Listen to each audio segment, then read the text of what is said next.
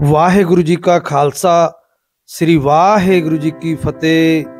संगत जी, अज तुहानू एक अजिहे स्थान के दर्शन करा रहे हैं। ये गुरुद्वारा साहब बहुत ही रमणीक जगह ते है। दो नदियां दे विचकार ते नाल लगदा सतलुज दरिया का कंढा। सो बहुत ही लासानी ये स्थान जिथे बहुत ही एकांत वातावरण इत्थे हैगा आ। सो ਜਿਹੜੀਆਂ ਸੰਗਤਾਂ ਇੱਕ ਵਾਰ ਇੱਥੇ ਦਰਸ਼ਨ ਕਰਦੀਆਂ ਨੇ, ਸੋ ਇੱਥੇ ਲਗਭਗ ਇੱਕ ਤਰ੍ਹਾਂ ਉਹ ਕਹਿੰਦੇ ਆ ਕਿ ਅਸੀਂ ਇਸ ਸਥਾਨ ਤੇ ਖੋ ਗਏ। ਇਹ ਦੇਖੋ ਧੂਣਾ ਸਾਹਿਬ ਹੈ ਜੋ ਬਹੁਤ ਹੀ ਪੁਰਾਤਨ ਬਾਬੇ ਮਸਤਾਂ ਦਾ ਇਹ ਧੂਣਾ ਹੈ। ਗੁਰੂ ਗੋਬਿੰਦ ਸਿੰਘ ਮਹਾਰਾਜ ਦੇ ਨਾਲ ਇਹ ਧੂਣਾ ਜਿਹੜਾ ਉਹ ਸੰਬੰਧਿਤ ਹੈ। ਸੋ ਅੱਗੇ ਚੱਲ ਕੇ ਤੁਹਾਨੂੰ ਦਿਖਾਵਾਂਗੇ ਕਿ ਇੱਥੇ ਕਿਵੇਂ ਕਿਵੇਂ ਉਸਾਰੀ ਹੋਈ, ਕਿਵੇਂ ਇਹ ਜਿਹੜਾ ਸਥਾਨ ਆ ਉਹ ਪ੍ਰਗਟ ਹੋਇਆ। ਸੋ ਬਾਬੇ ਮਸਤ ਭਗਤ ਸਿੰਘ ਜੀ ਭਰਪੂਰਨ ਬ੍ਰਹਮ ਗਿਆਨੀ, ਜਿਨ੍ਹਾਂ ਨੇ ਟਿੱਬੀ ਸਾਹਿਬ ਜਿਹੜਾ ਗੁਰਦੁਆਰਾ ਸਾਹਿਬ ਹੈ ਉਸ ਨੂੰ ਵੀ ਪ੍ਰਗਟ ਕੀਤਾ, ਤੇ ਇੱਥੇ ਬਾਬਾ ਰਤਨ ਸਿੰਘ ਜੀ ਦੀ ਡਿਊਟੀ ਲਗਾਈ। ਉਹਨਾਂ ਨੇ ਇੱਥੇ ਅਣਥੱਕ ਮਿਹਨਤ ਕਰਕੇ ਇਸ ਗੁਰਦੁਆਰਾ ਸਾਹਿਬ ਦੀ ਜਿੱਥੇ ਉਸਾਰੀ ਵੀ ਕਰਾਈ, ਤੇ ਇੱਥੇ ਉਹ ਆਪ ਸਖਤ ਮਿਹਨਤ ਕਰਦੇ ਰਹੇ। ਆ ਦਰਸ਼ਨ ਕਰ ਰਹੇ ਆ ਤੁਸੀਂ, ਮੌਜੂਦਾ ਸੇਵਾਦਾਰ ਨੇ ਬਾਬਾ ਹਰਿੰਦਰ ਸਿੰਘ ਜੀ। ਬਹੁਤ ਹੀ ਵਧੀਆ ਜਿਹੜੀ ਇਹ ਸੇਵਾ ਬਾਬਾ ਜੀ ਨਿਭਾ ਰਹੇ ਆ। ਸੋ ਸੰਗਤਾਂ ਨਤਮਸਤਕ ਇਹਨਾਂ ਨੂੰ ਹੁੰਦੀਆਂ ਨੇ।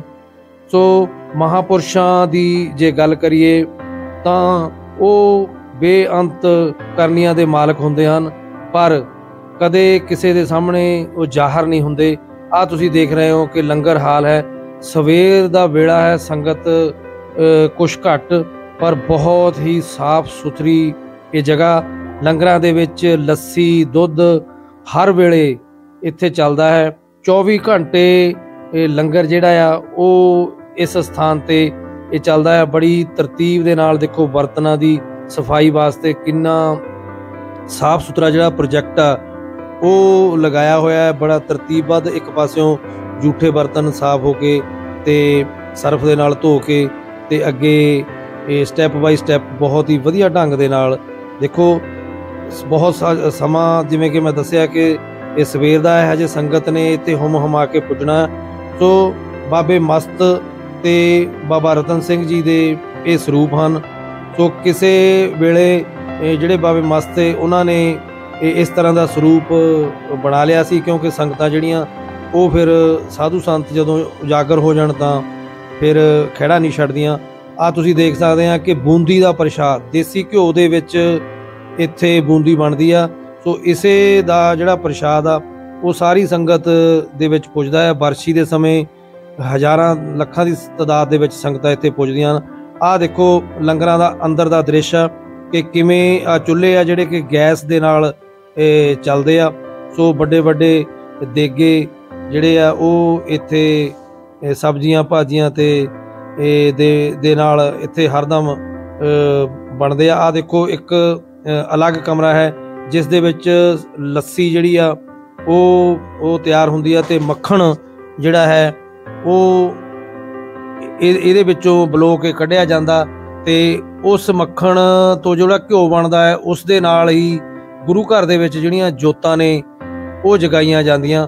ਆ ਜਿਹੜੀ ਮਧਾਣੀ ਆ ਇਹ ਦੇਖੋ 2 ਦੀ ਮੋਟਰ ਉੱਤੇ ਲੱਗੀ ਹੋਈ ਆ, ਤੇ ਥੱਲੇ ਇਹ ਜਿਹੜਾ ਮਧਾਣੀ ਦਾ ਇੱਕ ਜਿਹਨੂੰ ਅਸੀਂ ਫੁੱਲ ਕਹਿੰਦੇ ਆ ਉਹ ਤੁਹਾਨੂੰ ਦਿਖਾਈ ਦੇ ਰਿਹਾ। ਆ ਡਰਮਾਂ ਦੇ ਵਿੱਚ ਜਿਹੜੀ ਲੱਸੀ ਇੱਥੇ ਪਈ ਆ, ਸੋ ਜਿਹੜੀ ਸੰਗਤ ਦੇ ਵਿੱਚ ਉਹ ਵਰਤਾਈ ਜਾਂਦੀ ਆ। ਸੋ ਇਨਸਾਈਡ ਦਾ ਜਿਹੜਾ ਇਹ ਤੁਸੀਂ ਦੇਖ ਰਹੇ ਹੋ, ਤੇ ਇੱਥੇ ਬੜੀ ਤਰਤੀਬਬੱਧ ਸਾਮਾਨ ਜਿਹੜਾ ਆ ਉਹ ਰੱਖਿਆ ਹੋਇਆ। ਸੋ ਲੰਗਰ ਜਿਹੜੇ ਆ ਉਹ ਇੱਥੇ 24 ਘੰਟੇ ਕੋਈ ਸਮਾਂ ਨਹੀਂ, ਜਦੋਂ ਵੀ ਕੋਈ ਬੰਦਾ ਆਉਂਦਾ ਤਾਂ ਇੱਥੇ ਲੰਗਰ ਛਕ ਸਕਦਾ। ਆ ਦੇਖੋ ਥੈਲਿਆਂ ਦੇ ਵਿੱਚ ਜਿਹੜਾ ਆਟਾ ਉਹ ਵੀ ਪਿਆ, ਤੇ ਆ ਹੈ ਪੁਰਾਤਨ ਖੂਹ। ਇਸ ਖੂਹ ਦੇ ਨਾਲ ਬਲਦ ਦੇ ਨਾਲ ਇਹ ਚੱਲਦਾ ਰਿਹਾ, ਤੇ ਬਾਬਾ ਜੀ ਆਪ ਇੱਥੇ ਇਹ ਬਲਦ ਹੱਕ ਕੇ ਜਿਹੜੇ ਖੇਤ ਸਨ ਉਹਨਾਂ ਨੂੰ ਪਾਣੀ ਵੀ ਲਾਉਂਦੇ ਸਨ, ਤੇ ਸੰਗਤਾਂ ਇਸ ਖੂਹ ਦਾ ਜਿਹੜਾ ਆ ਉਹ ਜਲ ਵੀ ਛਕਦੀਆਂ ਸਨ। ਤੇ ਆ ਲੋਹ ਆ ਜਿਹੜੀ ਪੱਕੀ ਲੋਹ ਆ, ਇਹਦੇ ਉੱਤੇ ਸਵੇਰ ਵੇਲੇ ਪ੍ਰਸ਼ਾਦਾ ਪੱਕਦਾ ਤੇ ਆਸੇ ਪਾਸੇ ਤੋਂ ਤੇ ਹੋਰ ਵੀ ਦੂਰ ਦਰਾਡੇ ਸੰਗਤਾਂ ਆ ਕੇ ਇੱਥੇ ਪ੍ਰਸ਼ਾਦਿਆਂ ਦੀ ਜਿਹੜੀ ਉਹ ਸੇਵਾ ਕਰਦੇ ਆ। ਪ੍ਰਸ਼ਾਦੇ ਦਾ ਆਕਾਰ ਕਾਫੀ ਵੱਡਾ ਹੁੰਦਾ, ਕੋਈ ਇੱਕ ਪ੍ਰਸ਼ਾਦਾ ਹੀ ਬੰਦਾ ਜਿਹੜਾ ਆ ਉਹ ਛਕ ਸਕਦਾ, ਕੋਈ ਬੰਦਾ ਹੈ ਜਿਹੜਾ 2 ਪ੍ਰਸ਼ਾਦੇ ਛਕ ਸਕੇ। ਸੋ ਕਦੇ ਸੰਗਤ ਜੀ ਇੱਥੇ ਆਉਣ ਦਾ ਮੌਕਾ ਮਿਲੇ ਜਾਂ ਇੱਥੇ ਬਿਲਕੁਲ ਦਰਸ਼ਨ ਕਰਕੇ ਜਾਇਓ ਤਾਂ ਕਿ ਤੁਹਾਨੂੰ ਪਤਾ ਲੱਗ ਸਕੇ ਕਿ ਗੁਰੂ ਘਰ ਜਿਹੜਾ ਹੈ ਉਹਦੇ ਵਿੱਚ ਕੀ ਇੱਥੇ ਦੇਖਣ ਨੂੰ ਤੁਸੀਂ ਦੇਖ ਸਕਦੇ ਹੋ। ਤੇ ਆਹ ਦੇਖੋ ਬਾਹਰ ਵਾਲਾ ਪਾਸਾ ਦ੍ਰਿਸ਼ ਆ, ਇੱਥੇ ਘੱਟੋ ਘੱਟ 200-250 ਦੇ ਕਰੀਬ ਡੰਗਰ ਹੈ। ਸੋ ਬਹੁਤ ਹੀ ਵਧੀਆ ਗਾਵਾਂ ਤੇ ਮੱਝਾਂ ਤੇ ਹੋਰ ਵੀ ਜਿਹੜੇ ਐਸੇ ਡੰਗਰ ਹੈਗੇ ਆ ਜਿਹੜੇ ਆਵਾਜ਼ਾਰ ਨੇ, ਜਿਹੜੇ ਕੋਈ ਤੁਰ ਨਹੀਂ ਸਕਦੇ ਜਾਂ ਜੇ ਲੋਕ ਅਵਾਰਾ ਛੱਡ ਦਿੰਦੇ ਹਨ, ਉਹ ਵੀ ਡੰਗਰ ਇੱਥੇ ਬਹੁਤ ਸਾਰੇ ਹਨ। ਆ ਦੇਖੋ ਬਿਲਕੁਲ ਪਿਓਰ ਦੇਸੀ ਇਹ ਗਾਵਾਂ ਦਾ ਅਲੱਗ ਇੱਕ ਸ਼ੈੱਡ ਆ, ਜਿੱਥੋਂ ਲੋਕ ਕਈ ਜਿਹੜੇ ਬੱਚੇ ਆ ਉਹ ਬਹੁਤ ਹੀ ਨਸਲੀ ਬੱਚੇ ਆ ਜਿਹੜੇ ਦੌੜਾਂ ਦੇ ਵਿੱਚ ਵੀ ਕੰਮ ਆਉਂਦੇ ਆ, ਇੱਥੋਂ ਕਈ ਲੈ ਜਾਂਦੇ ਹਨ ਬੱਚੇ ਪਾਲ ਕੇ। ਕਈ ਲੋਕਾਂ ਨੇ ਇੱਥੋਂ ਬੱਚੇ ਲਿਜਾ ਕੇ ਇਨਾਮ ਜਿਹੜੇ ਆ ਉਹ ਗੱਡੀ ਦੇ ਉੱਤੇ ਜਿੱਤੇ ਆ। ਸੋ ਆਹ ਤੂੜੀ ਦਾ ਇੱਕ ਹਾਲ ਆ ਬਹੁਤ ਹੀ ਵੱਡਾ, ਇਹ ਤੂੜੀ ਦਾ ਹਾਲ ਲਗਭਗ ਸਾਲ ਦੀ ਤੂੜੀ ਇਹਦੇ ਅੰਦਰ ਜਿਹੜੀ ਆ ਉਹ ਰੱਖੀ ਜਾਂਦੀ ਆ। ਬਾਕੀ ਹੋਰ ਇਸ ਤਰ੍ਹਾਂ ਦੇ ਕਈ ਸ਼ੈੱਡ ਹਨ ਤੇ ਕਦੇ ਕਦੇ ਵਾਧੂ ਤੂੜੀ ਆ ਜਿਹੜੀ ਉਹਦੇ ਕੁੱਪ ਵੀ ਉਹ ਬੰਨ੍ਹ ਦਿੱਤੇ ਜਾਂਦੇ ਆ। ਸੋ ਦੇਖੋ ਆ ਅੱਗੇ ਤੁਸੀਂ ਦੇਖਦੇ ਆ ਕਿ ਗਾਵਾਂ ਦਾ ਇੱਕ ਹੋਰ ਸ਼ੈੱਡ ਤੁਹਾਨੂੰ ਦਿਖਾਈ ਦੇ ਰਿਹਾ, ਇਹਦੇ ਵਿੱਚ ਪਿਓਰ ਬੱਚੀਆਂ ਜਿਹੜੀਆਂ ਨੇ ਉਹ ਤੁਹਾਨੂੰ ਦਿਖਾਈ ਦੇ ਰਹੀਆਂ, ਜਰਸੀ ਨਸਲ ਦੀਆਂ HF। ਸੋ ਇਸ ਤਰ੍ਹਾਂ ਜਿਹੜਾ ਇਹ ਗੁਰੂ ਘਰ ਹੈ ਇਹਦੇ ਵਿੱਚ ਡੰਗਰ ਜਿਹੜੇ ਆ ਉਹ ਬਹੁਤ ਰੱਖੇ ਹਨ, ਜਿਸ ਕਾਰਨ ਜਿਹੜਾ ਦੁੱਧ ਲੱਸੀ ਇੱਥੇ ਹਰ ਵੇਲੇ ਤੁਹਾਨੂੰ ਮਿਲੇਗਾ। ਸੋ ਗੁਰੂ ਬਾਬਿਆਂ ਦਾ ਵੀ ਜਿਹੜਾ ਫਰਮਾਨ ਸੀਗਾ ਕਿ ਭਾਈ ਡੰਗਰ ਤੇ ਲੰਗਰ ਦੀ ਇੱਥੇ ਪ੍ਰਥਾ ਹੈ। ਆ ਦੇਖੋ ਗੰਨਾ ਜਿਹੜਾ ਹੈ ਬਿਲਕੁਲ ਸਾਬਤ ਗੰਨਾ, ਇਹ ਜਿਹੜਾ ਆ ਉਹ ਟੋਕਿਆ ਕਰਕੇ ਇਹ ਡੰਗਰਾਂ ਨੂੰ ਪਾਇਆ ਜਾਂਦਾ।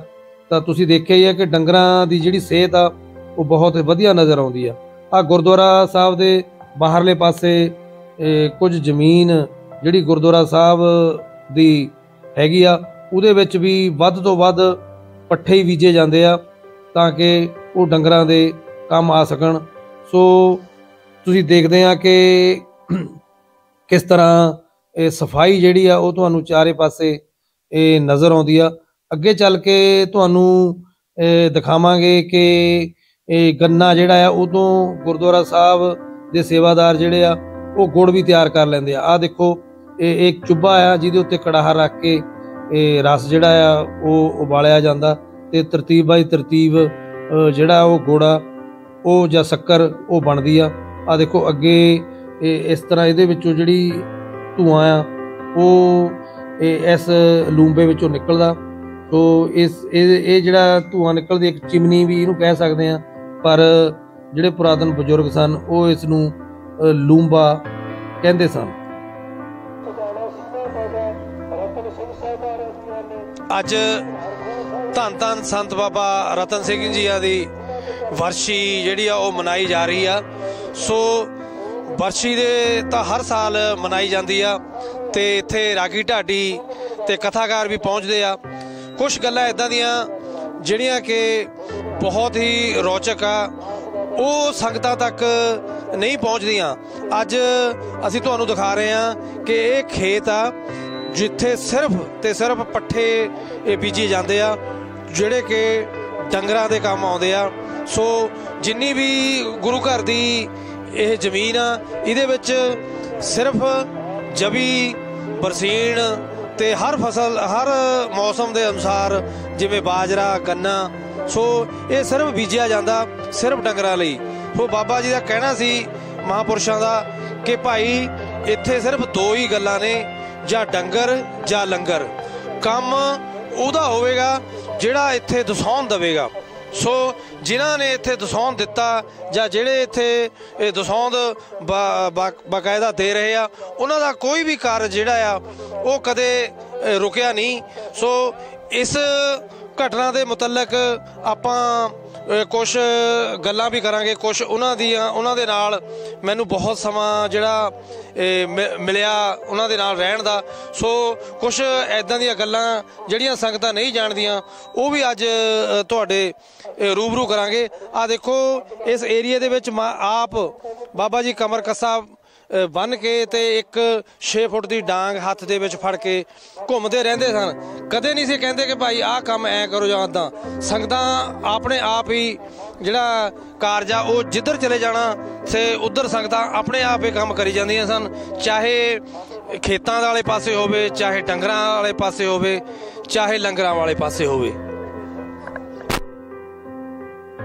ਜੇ ਗੱਲ ਆਪਾਂ ਤੁਹਾਡੇ ਨਾਲ ਇੱਕ ਬਹੁਤ ਪੁਰਾਣੇ ਸਮਿਆਂ ਦੀ ਕਰੀਏ, ਜਦੋਂ ਕਿ ਕਹਿੰਦੇ ਆ ਵੀ ਗੱਡੀਆਂ ਕਾਰਾਂ ਵੀ ਨਹੀਂ ਸਨ, ਉਦੋਂ ਗੱਡੇ ਹੀ ਹੁੰਦੇ ਸਨ ਤੇ ਬਲਦਾਂ ਦੇ ਨਾਲ ਜਿਹੜੀ ਖੇਤੀ ਹੁੰਦੀ ਸੀ। ਇਸ ਇਲਾਕੇ ਦੇ ਵਿੱਚ ਸੰਤ ਮਹਾਰਾਜ ਬਹੁਤ ਸਾਰੀ ਜਿਹੜੀ ਕਣਕ ਆ ਉਹ ਬੀਜਦੇ ਸਨ ਤਾਂ ਕਿ ਜਿਹੜੀ ਉਹ ਕਣਕ ਲੰਗਰਾਂ ਦੇ ਵਿੱਚ ਕੰਮ ਆ ਸਕੇ। ਸੋ ਅਸੀਂ ਉਸ ਵੇਲੇ ਦਾ ਇੱਕ ਇਹਨੂੰ ਕੌਤਕ ਹੀ ਕਹਾਂਗੇ, ਉਹ ਤੁਹਾਡੇ ਨਾਲ ਸਾਂਝਾ ਕਰੀਏ। ਬਹੁਤ ਹੀ ਉਚੇਚਾ ਇਹ ਕੌਤਕ ਆ। ਇਹ ਗੱਲ ਉਸ ਸਮੇਂ ਦੀ ਹੈ ਜਦੋਂ ਇਸ ਜਗ੍ਹਾ ਦੇ ਉੱਤੇ ਕਣਕਾਂ ਜਿਹੜੀਆਂ ਉਹ ਵੱਢ ਕੇ ਉਹਨਾਂ ਦੀਆਂ ਖਲੀਆਂ ਲਾਈਆਂ ਹੋਈਆਂ ਸਨ। ਉਹਨਾਂ ਦੀ ਜਿਹੜੀ ਇੱਕ ਗੁਰੂ ਘਰ ਦੇ ਵਿੱਚ ਇੱਥੇ ਟਰੈਕਟਰ ਹੁੰਦਾ ਸੀ DT 28 ਤੇ ਇੱਕ ਪੀਟਰ ਇੰਜਣ, ਇਹ ਦੋਨੇ ਇਹ ਚੱਲ ਰਹੇ ਸਨ। ਤਾਂ ਜਿਹੜੇ ਸੇਵਾਦਾਰ ਆ ਉਹ ਡਰਮੀਆਂ ਦੇ ਰਾਹੀਂ, ਉਦੋਂ ਥ੍ਰੈਸ਼ਰ ਵੀ ਨਹੀਂ ਹੁੰਦੇ ਸਨ, ਉਹ ਜਿਹੜੀਆਂ ਡਰਮੀਆਂ ਸਨ ਉਹ ਡਰਮੀਆਂ ਦੇ ਰਾਹੀਂ ਜਿਹੜੀ ਕਣਕ ਉਹ ਕੱਢ ਰਹੇ ਸਨ। ਸੋ ਰਾਤ ਦਾ ਵੇਲਾ ਹੁੰਦਾ ਸੀ ਸੇ ਬਹੁਤ ਵਧੀਆ, ਗਰਮੀਆਂ ਦੇ ਦਿਨਾਂ ਦੇ ਵਿੱਚ ਪੱਛੋਂ ਚੱਲਦੀ ਸੀ। ਸੋ ਰਾਤ ਜਿਹੜਾ ਕੰਮ ਕਣਕ ਦੀ ਕਢਾਈ ਦਾ ਉਹ ਜ਼ਿਆਦਾ ਹੁੰਦਾ ਸੀ। ਸੋ ਇਹ ਗੱਲ ਜਿਹੜੀ ਸਾਡੇ ਨਾਲ ਇੱਕ ਦਿਨ ਸਹਿ ਸੁਭਾਏ ਬੈਠੇ ਮੋਹਨ ਸਿੰਘ ਜੀ ਹਵੇਲੀ ਤੋਂ ਨੇ, ਉਹਨਾਂ ਨੇ ਦੱਸੀ ਕਿ ਅਸੀਂ ਉਦੋਂ ਆਪ ਮੌਜੂਦ ਉਸ ਸਮੇਂ ਜਿਹੜੀ ਕਣਕ ਦੀ ਕੁਤਰਾਈ ਡਰਮੀਆਂ ਦੀ ਰਾਹੀਂ ਉਹ ਕਰ ਰਹੇ ਸੀ। ਸੋ ਜਦੋਂ ਕਹਿੰਦੇ ਕੋਈ ਪੌਣੇ 3 ਵਜੇ ਦਾ ਸਮਾਂ ਹੋਇਆ ਤਾਂ ਬਾਬਾ ਜੀ ਨੇ ਕਿਹਾ ਕਿ ਭਾਈ ਜਿਹੜਾ ਟਰੈਕਟਰ ਨੂੰ ਤੇ ਇੰਜਣ ਨੂੰ ਬੰਦ ਕਰ ਦਿਓ। ਸੋ ਬਾਬਾ ਜੀ ਦੇ ਕਹਿਣ ਤੇ ਇੱਕ ਸੇਵਾਦਾਰ ਨੇ ਜਾ ਕੇ ਟਰੈਕਟਰ ਜਿਹੜਾ ਆ ਉਹ ਬੰਦ ਕਰ ਦਿੱਤਾ ਤੇ ਇੰਜਣ ਜਿਹੜਾ ਤੇ ਉਹ ਵੀ ਬੰਦ ਕਰ ਦਿੱਤਾ। ਸੋ ਭਾਈ ਮੋਹਨ ਸਿੰਘ ਜੀ ਨੇ ਕਿਹਾ ਕਿ ਕਿੰਨਾ ਵਧੀਆ ਸਮਾਂ ਹੈ ਇਹ, ਕਿਉਂਕਿ ਹੁਣ ਕਿਸੇ ਨੂੰ ਨੀਂਦ ਵੀ ਨਹੀਂ ਆ ਰਹੀ। ਸੋ ਬਾਬਾ ਜੀ ਨੇ ਪਤਾ ਨਹੀਂ ਕਿਉਂ ਇਹ ਇੰਜਣ ਵਾਲਾ ਟਰੈਕਟਰ ਬੰਦ ਕਰਵਾ ਦਿੱਤਾ। ਉਹਨਾਂ ਨੇ ਕਿਹਾ ਚਲੋ ਕੋਈ ਗੱਲ ਨਹੀਂ, ਉਹ ਇਹ ਸਮਝਦੇ ਹੋਣਗੇ ਕਿ ਸੇਵਾਦਾਰ ਥੱਕ ਚੁੱਕੇ ਆ। ਸੋ ਕਹਿੰਦੇ ਨਾ ਸਾਡੇ ਲਾਗੇ ਕਿਤੇ ਨੀਂਦ ਸੀ ਨਾ ਥਕਾਵਟ ਸੀ। ਸੋ ਉਹਨਾਂ ਨੇ ਕੀ ਕੀਤਾ, ਦੁਬਾਰਾ ਟਰੈਕਟਰ ਸਟਾਰਟ ਕਰ ਦਿੱਤਾ ਤੇ ਇੰਜਣ ਵੀ ਸਟਾਰਟ ਕਰ ਦਿੱਤਾ ਤੇ ਕਿਹਾ ਵੀ ਕੋਈ ਨਾ ਭਾਈ ਘੰਟਾ ਕੁ ਹੋਰ ਝੱਟ ਮਾਰਦੇ ਆ, ਉਸ ਤੋਂ ਬਾਅਦ ਚਾਹ ਪੀਵਾਂਗੇ। ਸੋ ਫਿਰ ਘੜੀ ਦੀ ਘੜੀ ਜਿਹੜਾ ਟਰੈਕਟਰ ਨੂੰ ਤੇ ਇੰਜਣ ਨੂੰ ਰੈਸਟ ਦਵਾ ਦੇਵਾਂਗੇ। ਸੋ ਜਦੋਂ ਫਿਰ ਸਟਾਰਟ ਕਰਤਾ 2-4 ਮਿੰਟ ਬਾਅਦ ਬਾਬਾ ਜੀ ਨੇ ਫਿਰ ਕਿਹਾ ਕਿ ਨਹੀਂ ਭਾਈ ਬੰਦ ਕਰ ਦਿਓ। ਸੋ ਜਦੋਂ ਫਿਰ ਦੁਬਾਰਾ ਬੰਦ ਕਰਾ ਦਿੱਤਾ ਤਾਂ ਮੋਹਨ ਸਿੰਘ ਆਪ ਉਤਰ ਕੇ ਆਏ ਤੇ ਬਾਬਾ ਜੀ ਨੂੰ ਕਹਿਣ ਲੱਗੇ ਕਿ ਬਾਬਾ ਜੀ ਕੀ ਗੱਲ ਹੈ ਕਿ ਨਾ ਤਾਂ ਕਿਸੇ ਨੂੰ ਨੀਂਦ ਆ ਰਹੀ ਹੈ ਨਾ ਕੋਈ ਥਕਾਵਟ ਆ, ਸੋ ਕੰਮ ਬਹੁਤ ਵਧੀਆ ਚੱਲ ਰਿਹਾ ਹੈ, ਸੋ ਚੱਲਣ ਦਿਓ।